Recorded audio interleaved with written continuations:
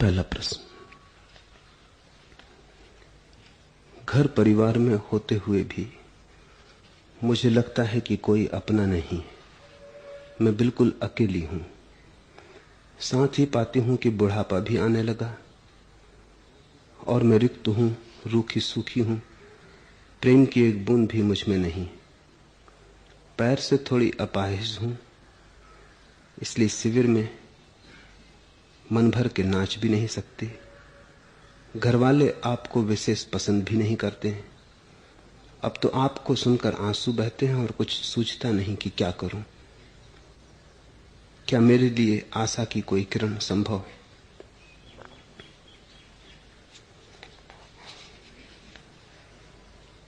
पहली बात, अकेला होना मनुष्य का स्वभाव है। अकेला होना मनुष्य की नियति है। और जब तक अकेले होने को स्वीकार न करोगे तब तक बेचैनी रहेगी। लाख उपाय करो कि अकेलापन मिट जाए, नहीं मिटेगा, नहीं मिटेगा। क्योंकि अकेलापन तुम्हारे भीतर की आंतरिक अवस्था है, तुम्हारा स्वभाव है। ऊपर ऊपर होता, निकाल के अलग कर देते। अकेलापन संयोगिक नहीं है, अलग किया ही नहीं जा सकता। अगर तुम्हारा अकेलापन तुमसे अलग हो जाए, उसी दिन तुम्हारी आत्मा खो जाएगी। आत्मा का होने का ढंग ही अकेला होना है।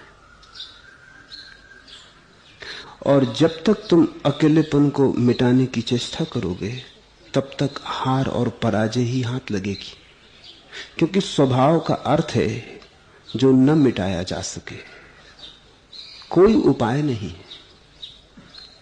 मित्र बनाओ, परिवार बसाओ, बच्चे हों, पति पत्नी हो, समाज हो, सब थोड़ी देर को धोखा भला दे जाए कि तुम अकेले नहीं हो, पर अकेला होना मिटता नहीं। जब भी थोड़ी आंख भीतर करोगे पाओगे, अरे परिवार कहां दूर पड़ा रह गया। मित्र परिजन कितना बड़ा फासला है। आंख बंद की कि पाया कि अकेले हो गए। आंख खोल के तुम अपने को भुलाए रहो भ्रमों में, डुबाए रहो हजार काम धंधों में, व्यस्तता को ओढ़े रहो, लेकिन बार बार क्षण भर को, घड़ी भर को तो विश्राम करोगे। क्षण भर को तो घर आओगे, भीतर प्रवेश करोगे, फिर वही स्वाद, फिर वही एकाकीपन। ग्रस्त का अर्थ ही यही है, वह व्यक्ति जो संबंध बनाकर अपने भीतर के अकेलेपन को मिटाने की चेष्टा में संलग्न है। ग्रस्त की यह परिभाषा है। संन्यास्त की यह परिभाषा है कि जिसने ये जान लिया कि ये मेरा स्वभाव है, मिटाने में व्यर्थ समय न खो, और जिसने अपने एकाकीपन को भोगना शुरू कर दिया रस ले लेके। जो अपने एकाकीपन को दुश्मन की तरह नहीं देखता, बल्कि एकाकीपन को ही जिसने अपनी शरण बना ली। संसार की धूप से, बेचैनी से बचने के लिए सदा अपने एकाकीपन में चला गया। जब भी थका बाहर, भीतर डूब गया।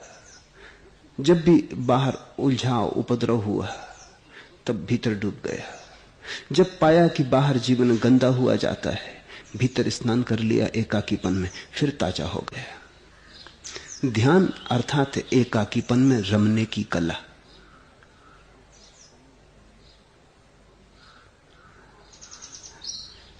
एकाकीपन परम सुंदर है।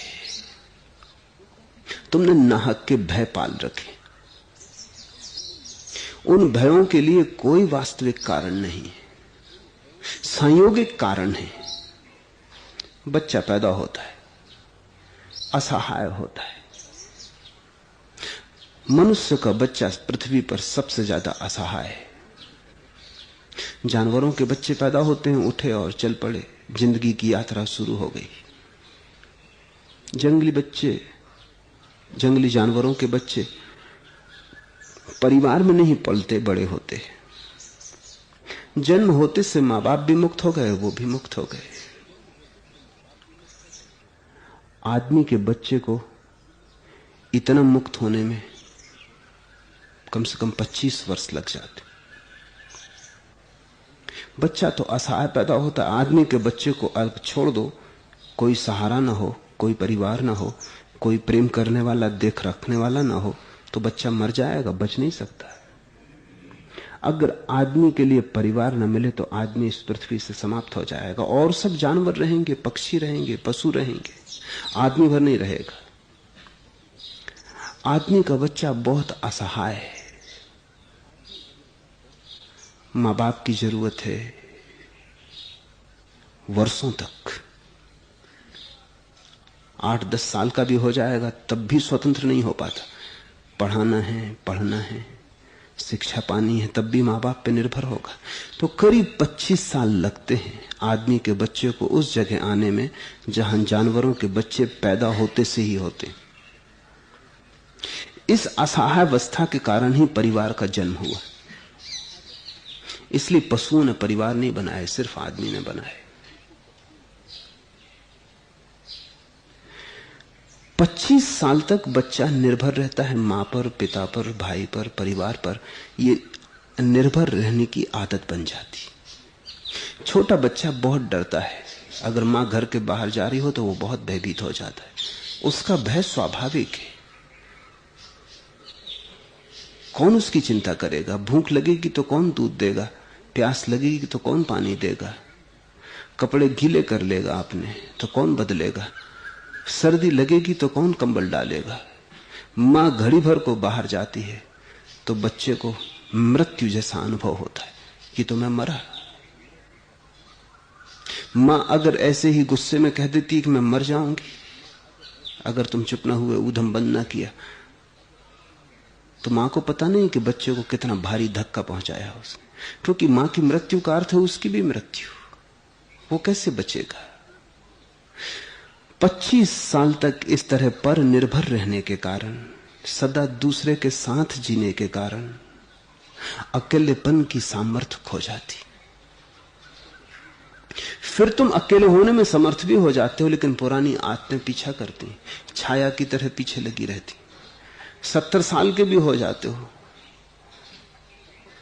तब भी मुक्त नहीं हो पाते कि अकेले हो सको। मरते दम तक भी आंखें दूसरों को खोजती रहती। मरते हुए बूढ़े आदमी को देखो, खोजता रहता है, मेरा बेटा कहां है, अभी तक आया नहीं। अनेक बार ऐसा होता है कि बेटा दूर गांव है, आने में देर लगती है, तो बाप जिंदा बना रहता है जब तक बेटा नहीं आ जाता। जैसे ही वो आया, समाप्त होने की सुविधा बनी। अटका रहता है, पकड़े रहता है, जीवन को जद्दोजहद करता रहता है जन्म से लेकर मृत्यु तक। जन्म में तो समझ में आता है, फिर तो आदत की बात है। ध्यान का अर्थ है इन संस्कारों को जो बचपन से पड़ गए, ये दूसरे का सहारा खोजने की जो गलत आदत पड़ गई है, ध्यान का अर्थ है इस आदत के ऊपर उठ जाना और एक नए सूत्रपात को उद्घाटन करना। मैं अकेला हो सकता हूं और मैं अकेला हूं। तुम जितनी चेष्टा करोगे कि कहीं अकेला न रह जाऊं, उतना ही ज्यादा तुम अकेलापन अनुभव करोगे।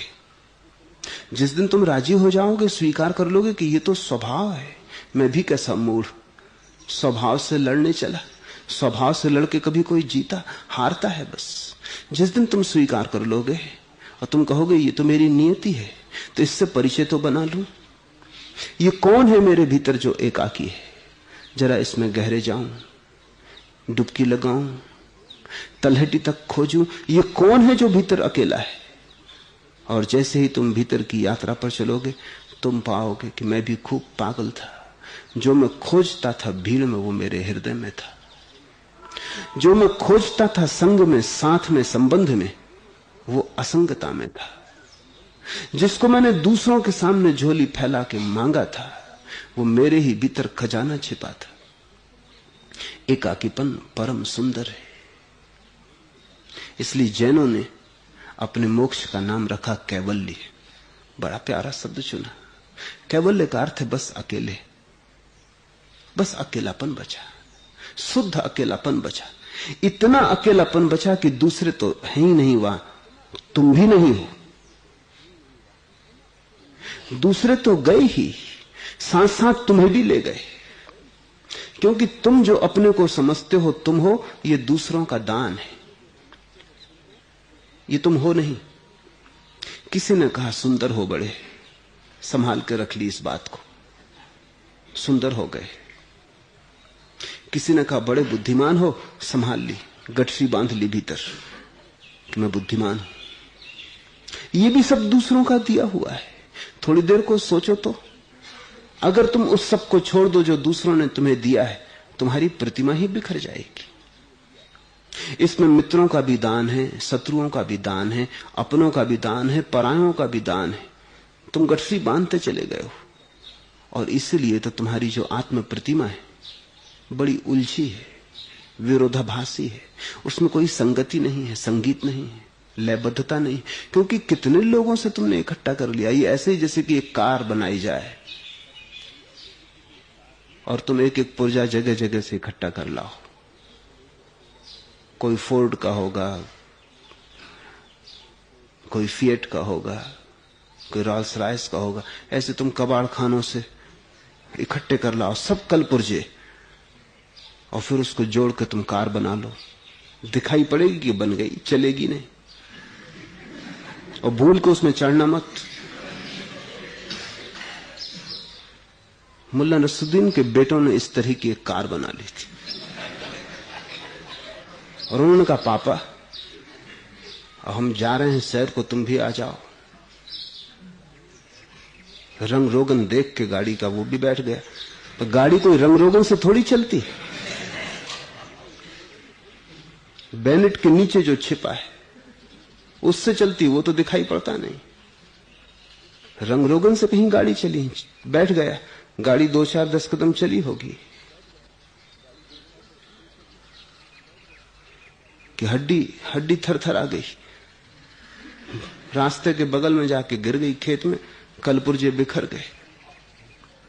मुल्ला अपने सिर से हाथ लगा के बैठ गया। उसके बेटे ने कहा पिताजी चोट लगी, तकलीफ हुई, डॉक्टर के पास ले चलूं? उसने कहा डॉक्टर के पास क्या होगा ले जाने से, वेटनरी डॉक्टर के पास ले चलो। अगर अकल ही होती मुझ में तो तुम्हारी कार में बैठता। पशु चिकित्सालय में भर्ती कर दो, मेरा इलाज वही होगा।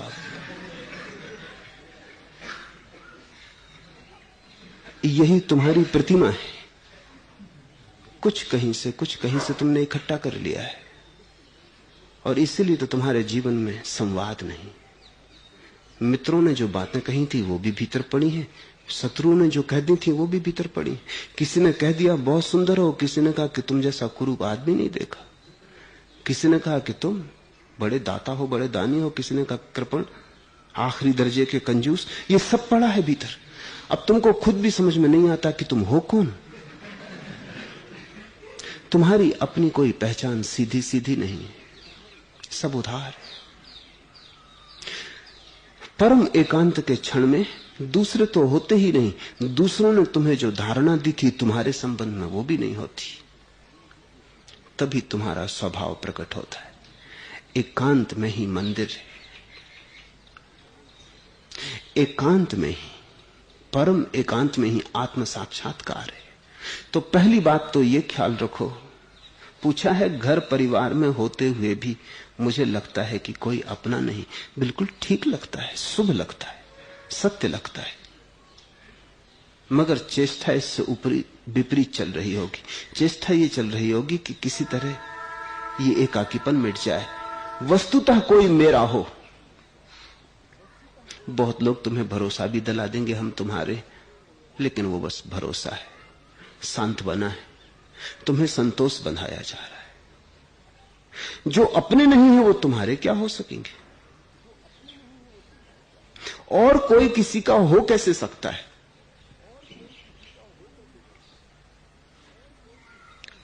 कितना ही बेटा कहे मां से कि मैं तुम्हारा हूं, कल मां चल बसेगी, बेटा साथ नहीं जाएगा। कितना ही पति कहे कि सदा सर्वदा का तुम्हारा हूं, पत्नी मर जाएगी तो पति साथ नहीं मर जाएगा। कौन किसके साथ जाता है? ये सब बातें हैं, जरूरी हैं, क्योंकि आदमी बड़ा बेचैन है। उसे संतोष की शराब चाहिए, उसे अफीम चाहिए ताकि वो सोया रहे। उसे ऐसा ख्याल भर बना रहे कि सब अपने, कितना भरा पूरा घर है। लोग कहते हैं सब भरे पूरे घर पड़े रह जाते हैं जब विदा का क्षण आता। कोई अपना नहीं है, ये इतना बड़ा सत्य है कि इससे लड़ना मत। यही तो दुर्दशा है साधारण जन की। जो नहीं हो सकता उसे करने की चेष्टा करता है, जो हो सकता है मात्र निर्णय लेने से जो हो सकता है उसकी चेष्टा नहीं करता। कितनी बार तुम सबको नहीं लगा है कि कितने अकेले हो, मगर फिर तुमने अपने को भुलाने की कोशिश की। क्यों इतने डरे हो अपने से? जो भी तुम भीतर हो उसे जानना ही होगा। सुख दुखद कुछ भी हो, अपने स्वरूप से परिचय बनाना ही होगा, क्योंकि उसी परिचय के आधार पर तुम्हारे जीवन के फूल खिलेंगे। देखो, जिनके जीवन के भी फूल खिले वे सब किसी न किसी रूप में एकांत की तलाश में चले गए थे। खिल गए फूल तब लौट आए बाजार में, लेकिन जब फूल खिले नहीं थे, चाहे महावीर, चाहे बुद्ध, चाहे मोहम्मद, चाहे क्राइस्ट, सब चले गए दूर एकांत में। बाहर का एकांत तो भीतर के एकांत की खोज का ही सहारा है। बाहर का एकांत तो भीतर की एकांत को बनाने के लिए सुविधा जुटा देता है बस। असली एकांत तो भीतर है। लेकिन अगर बाहर भी एकांत हो तो भीतर के एकांत में डूबने में सुविधा मिलती। जरूरी नहीं है कि कोई भाग के जाए, ठेठ बाजार में भी अकेला हो सकता है। वस्तुतः तुम्हें हर बार लगता है कि अकेले हो, मगर उस अंतर्दृष्टि को तुम पकड़ते नहीं। वो अंतर्दृष्टि तुम्हारा जीवंत सत्य नहीं बन पाती, उल्टे तुम उसे झुठलाते हो। तुम कहते हो कौन कहता मैं अकेला हूं, पत्नी है, बच्चे हैं, घर द्वार है, सब भरा पूरा है। भीतर तो देखो पात्र खाली का खाली पड़ा है। ये प्रवंचनाएं, इन प्रवंचनाओं से जागो।